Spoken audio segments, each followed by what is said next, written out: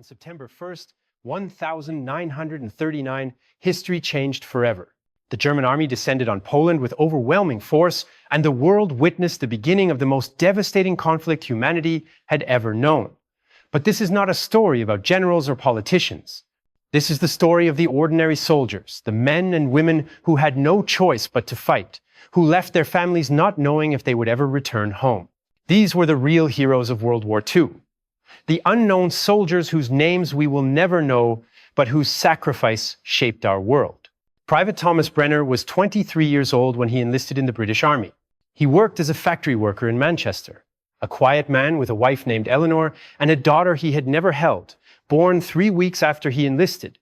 He knew nothing of military strategy or grand political schemes. He only knew that his country called, and he answered. After months of training in basic infantry tactics, Brenner found himself on a ship crossing the Mediterranean Sea as part of the invasion of North Africa. The desert was unlike anything he had ever experienced. The heat, the sand that crept into every crevice of his uniform, the endless monotony broken only by moments of terrifying violence. At the Battle of El Alamein in October 1942, Brenner fought alongside thousands of other British and Commonwealth soldiers against the German Afrika Korps. The battle lasted 13 days of continuous fighting. Men fell around him, some killed instantly by bullets or shrapnel, others wounded and crying out for help. Brenner had learned to suppress his fear, to follow orders, to do what was asked of him. He had learned to fire his rifle quickly and accurately. He had learned that survival sometimes depended on luck as much as skill.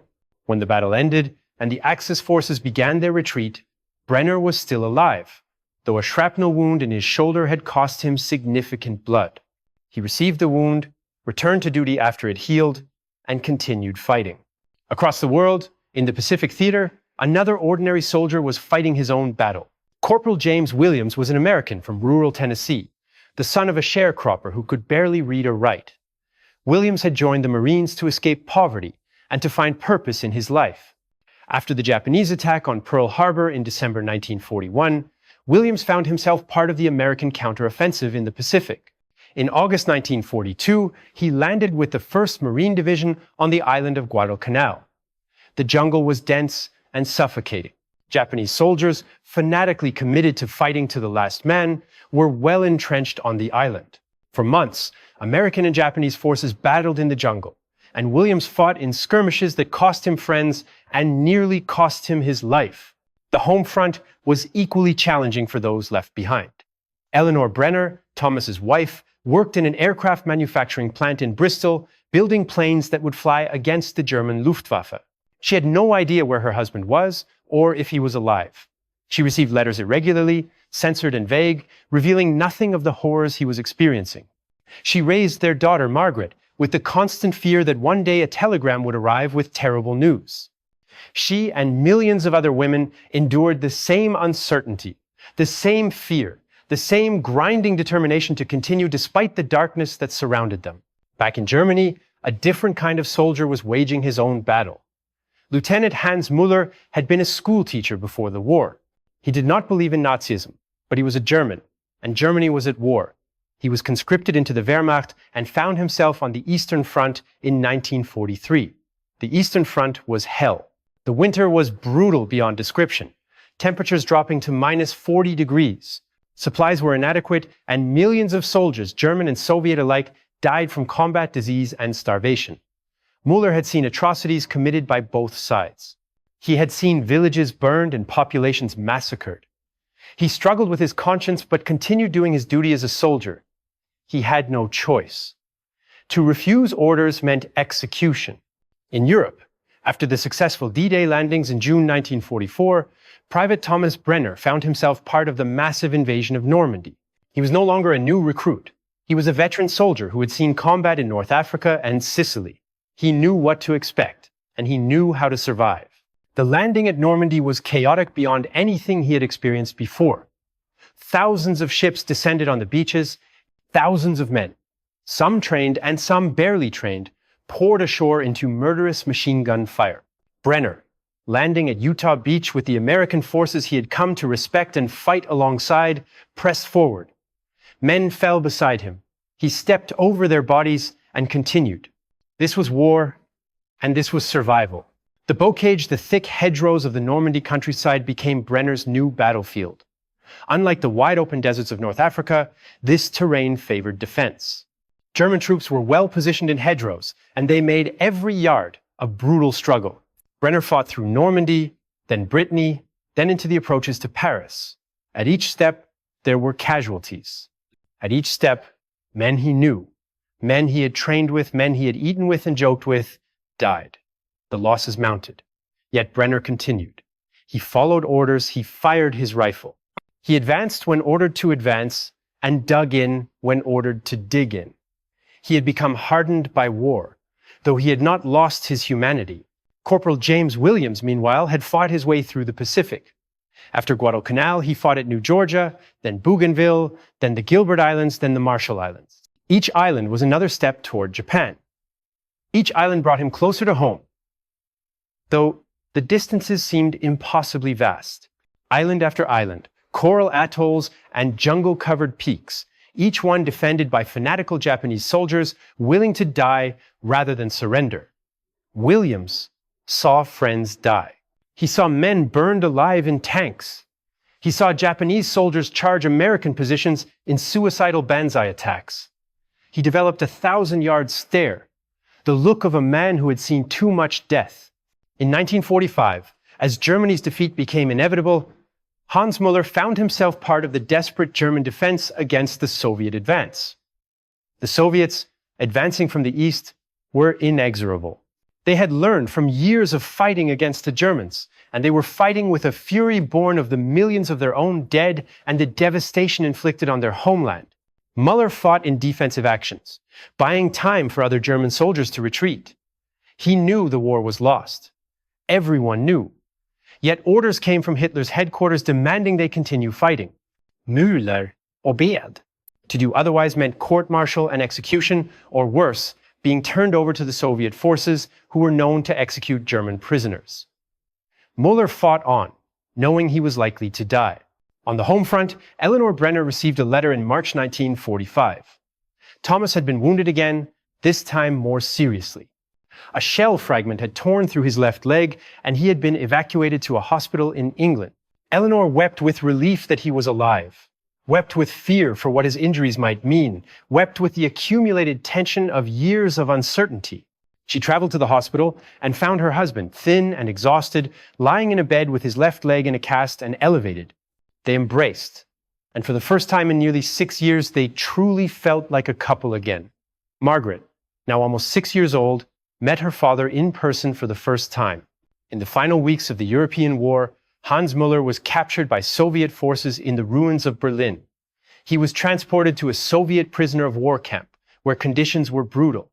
Thousands of German soldiers died in Soviet captivity, either from disease, malnutrition, or deliberate cruelty. Müller survived, though he was broken by the experience. It would take years for him to recover physically, and he would never fully recover emotionally. The nightmares of the war and the horrors of captivity haunted him for the rest of his life. When he was finally released in 1950, he returned to Germany to find his family had survived, though his brother had been killed in the war and his sister-in-law and nephew had died in the bombing of Hamburg. Corporal James Williams survived the war in the Pacific. He was part of the occupation forces that landed in Japan after the atomic bombs were dropped and Japan surrendered. He saw the devastation, the incinerated cities, the people dying from radiation sickness, the profound despair on the faces of the Japanese people. Williams, hardened by years of combat, found himself questioning everything he had seen and everything he had been asked to do. Yet he continued serving, and in 1946, he finally returned home to Tennessee. He never fully adjusted to civilian life. He had nightmares. He had difficulty trusting people. He struggled to find meaning in an ordinary life after the extraordinary experiences of war. Private Thomas Brenner's recovery was slow and painful. The doctors had managed to save his leg, but he walked with a limp for the rest of his life. He was discharged from the army in late 1945, a year after the war in Europe had ended. He returned to Manchester to find his world both familiar and utterly changed. Eleanor and Margaret were still there, but the city had been damaged by German bombing raids. The factory where he had worked before the war had been partially destroyed and was still under reconstruction. Thousands of other men returning from the war competed for the same limited jobs. Brenner found work as a dock worker using his strength despite his limp. He and Eleanor had 2 more children. He never talked much about the war, and Eleanor never asked him to. In 1952, Brenner attended a reunion of his regiment in Manchester. There were perhaps 100 men in attendance, out of the thousands who had served in the regiment during the war. Many had not survived. Many of those who had survived did not come, either because they had moved away or because they found it too painful to confront their memories. Brenner recognized some of the faces. Those 7 years had passed since the war ended, and everyone looked older. The men spoke quietly, almost reverently. They exchanged stories they had never told their wives or families. For a few hours, they lived in the past, in the companionship of men who had shared something profound and terrifying. When the reunion ended, Brenner drove home through the rain, tears streaming down his face as he remembered the friends he had lost. Corporal James Williams struggled more acutely than Brenner. He returned to Tennessee and married a local woman named Sarah. But the marriage was turbulent. Williams could not sleep well. Loud noises made him jump. He had difficulty controlling his temper. Sarah loved him, but she did not understand what he had experienced in the war. No one could. Williams worked as a mechanic, fixing automobiles, finding solace in the mechanical nature of the work. His hands could fix things. His mind could not fix what had been broken by war. In 1952, he joined the American Legion, finding camaraderie with other veterans. The Legion provided a space where he could speak with men who understood, men who did not need to explain why certain sounds made them flinch or why they sometimes had difficulty making sense of ordinary life. Hans Müller, after his release from Soviet captivity in 1950, returned to teach in a village near Frankfurt. He was a different man from the one who had gone to war. The war had stolen his youth and his innocence. The years in Soviet captivity had stolen something deeper, his ability to trust, his sense of security in the world. He taught history, and he tried to teach his students about the dangers of totalitarianism and the horrors of war. He never spoke about his own experiences. That was too painful. But his students could see the sadness in his eyes, the weariness that no amount of rest could alleviate. Müller married late in life, at 45, to a woman who had also lost much in the war. They had no children. They spent their lives together quietly, finding comfort in each other's understanding of grief. The 1,950 seconds and 1,960 seconds were decades of rebuilding for all the veterans. In Britain, the National Health Service, created partly to care for the veterans of World War II, provided medical treatment for wounded soldiers. In the United States, the GI Bill allowed millions of returning servicemen to attend college and buy homes, fundamentally transforming American society. In Germany, the nation was rebuilt under the Marshall Plan, and cities that had been obliterated rose again from the rubble. Yet the psychological wounds did not heal as quickly as the physical ones. Many veterans suffered from what we now call post-traumatic stress disorder, though it had no name then. They simply called it shell shock, or tried not to talk about it at all. Thomas Brenner lived until 1978, dying at the age of 63 from a heart attack. Eleanor outlived him by 14 years. Their daughter Margaret grew up knowing her father but never fully understanding what he had endured. James Williams lived until 1995, eventually achieving some peace in his later years as he spoke more openly about his experiences and became active in veterans advocacy. Hans Müller died in 1982, still teaching, still carrying the scars of war. The 3 men never met, but their lives were linked by the great historical event that had defined their generation. They were representative of millions of other soldiers from every nation, soldiers on both sides of the conflict, each one a person with dreams and fears and hopes for a better future. The aftermath of World War II dramatically reshaped the global landscape. European empires began their decline, leading to independence for nations like India, 1947, followed by Indonesia, Vietnam, and other Asian countries. Decolonization accelerated across Africa throughout the 1,950 seconds and 1,960 seconds. The United Nations was formed with the aim of preventing future global conflicts. However, the alliance between the Soviet Union and Western powers quickly dissolved, ushering in the Cold War. The world polarized into communist and capitalist blocs, and the specter of nuclear war loomed for the next 4 decades. Soldiers returning home found themselves in a world as precarious and uncertain as the one they had departed. The post-war years brought Eleanor Brenner a profound sense of relief and quiet joy, a stark contrast to the deprivations of wartime.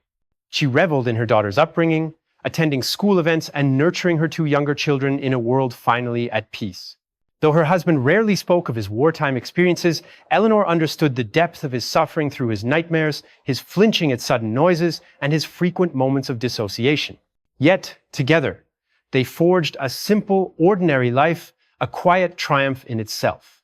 Later in life, she dedicated herself to veterans advocacy, striving to ensure that the sacrifices of men like her husband were never forgotten, but instead honored and remembered. Sarah Williams, James's wife, eventually came to understand that her husband's struggles were not personal failings, but the inevitable consequence of what he had experienced. She became an advocate for improved mental health services for veterans. In the 1,980 seconds and 1,990 seconds, as PTSD became a recognized medical condition, Williams found that he was not alone in his struggles. Thousands of other veterans had suffered similar symptoms. Support groups formed, treatment options improved. Williams, in his later years, became a counselor for other veterans, using his own experience to help others understand that recovery, though difficult, was possible. The children born after the war inherited a world shaped by the conflict. Thomas Brenner's daughter Margaret grew up with rational, educated parents who valued learning and civic engagement. She attended university, became a teacher like Hans Muller, and spent her career educating young people about history and the importance of peace. She knew that her father had been a soldier, and she respected his sacrifice. But she lived in a world where war was increasingly seen as a failure of diplomacy and reason rather than as an unavoidable necessity. Her generation was determined to build a better world, one where the horrors of World War II would never be repeated. James Williams's children grew up in America during the Civil Rights Movement and the Vietnam War. They inherited a more complicated legacy. Their father's generation had fought what was increasingly called the Good War, a war against clear evil. But his children's generation questioned authority and questioned war itself. Some became draft resistors during Vietnam, some became activists for peace. Williams struggled with these developments, feeling that his sacrifice was being disrespected. Yet he came to understand that his children were trying to prevent another such catastrophe, trying to ensure that no more young men would be broken by war as he had been. Hans Muller's teaching career influenced generations of German students. He tried to impart to them the lessons of World War II, the dangers of totalitarianism, the importance of democracy, the necessity of standing against injustice. Germany, divided into East and West, remained a reminder of the war's consequences. The Berlin Wall stood as a testament to the unresolved conflicts that remained. Muller watched the Cold War unfold and lived in constant fear that another war, even more catastrophic than the second one, might begin. When the Berlin Wall fell in 1989 and Germany reunified, Muller felt a sense of hope that the world was finally healing from the wounds of World War II. The soldiers who had fought in World War II became known as the greatest generation, a phrase popularized in Tom Brokaw's 1998 book. They had fought in a war that threatened civilization itself. They had sacrificed their youth, their health, their peace of mind, and for many, their lives. Yet most of them did not see themselves as heroes. They simply saw themselves as ordinary people who had done their duty in extraordinary circumstances. They had endured the unendurable and emerged, changed, but determined to build something better from the ashes of the war. Their children and grandchildren inherited a world fundamentally transformed by their sacrifice, a world with the United Nations, the International Court of Justice, expanded human rights protections, and an increased commitment to international law and diplomacy as tools for resolving conflicts. Today, more than 80 years after World War II ended, the survivors are gone. Thomas Brenner, James Williams, and Hans Muller have all passed away, as have almost all of the soldiers who fought in that titanic struggle. But their legacy lives on through the families they raised, the children they inspired, and the institutions they helped build. The British National Health Service still provides care to veterans and civilians alike. The Marshall Plan is remembered as one of history's greatest acts of international cooperation and generosity.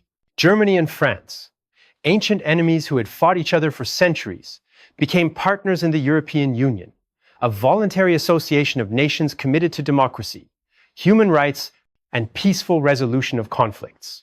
The Holocaust, the systematic genocide of 6 million Jews and millions of others, stands as a permanent reminder of the consequences of unchecked hatred and totalitarianism. Holocaust education is now mandatory in schools in many countries. Museums and memorials have been built to ensure that the world never forgets. Survivors of the Holocaust, though their numbers dwindle each year, have spent their lives bearing witness, telling their stories, and ensuring that future generations understand what happened. Phrases like "never again" and "we will remember" have become sacred commitments, reminders that civilization is fragile and that eternal vigilance is required to protect it. The impact of World War II on the world cannot be overstated. Approximately 80 million people died in the conflict, making it the deadliest war in human history. Entire regions were devastated. Families were shattered. The psychological wounds inflicted on survivors lasted their entire lives. Yet from this catastrophe came important lessons. The United Nations, created in 1945 to prevent another global war, has prevented direct conflict between major powers, though regional conflicts have continued. International law, developed in the aftermath of the war through the Nuremberg trials and other proceedings, established that leaders could be held accountable for crimes against humanity. The Declaration of Human Rights, adopted by the United Nations in 1948, established universal standards for human dignity and protection. The ordinary soldiers who fought in World War II, men like Thomas Brenner, James Williams, and Hans Muller, were not politicians or generals. They were factory workers, teachers, shopkeepers, and farmers.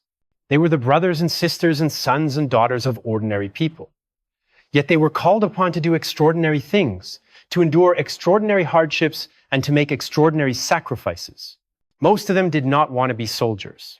They would have preferred to live their lives in peace, to pursue their own dreams, to raise their families in safety and security. But the times demanded sacrifice, and they answered the call. They faced death, witnessed horrors, and returned home forever changed. The memory of these ordinary soldiers is preserved in museums, memorials, and historical records. Every November, on Armistice Day in the Commonwealth Nations and Veterans Day in the United States, people pause to remember those who died. Wreaths are laid on graves, flags are raised. The words of the In Flanders Fields poem are recited, "We shall not sleep, though poppies grow in Flanders fields." In Germany, remembrance of the fallen is more complicated, as the nation grapples with both honoring those who died while also confronting the crimes committed by the Nazi regime. Yet increasingly, there is recognition that the ordinary soldiers who were drafted and forced to fight were also victims of the Nazi tyranny, even if they were not persecuted in the same ways as Jews and other targeted groups. Today's world, shaped by the Second World War and its aftermath, faces new challenges. The threat of nuclear annihilation, born from the atomic weapons developed during the war, remains.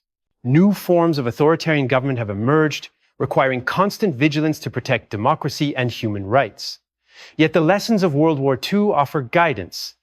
The commitment to international cooperation, to the rule of law, to human dignity, and to the prevention of war through diplomacy remains as vital today as it was in 1945.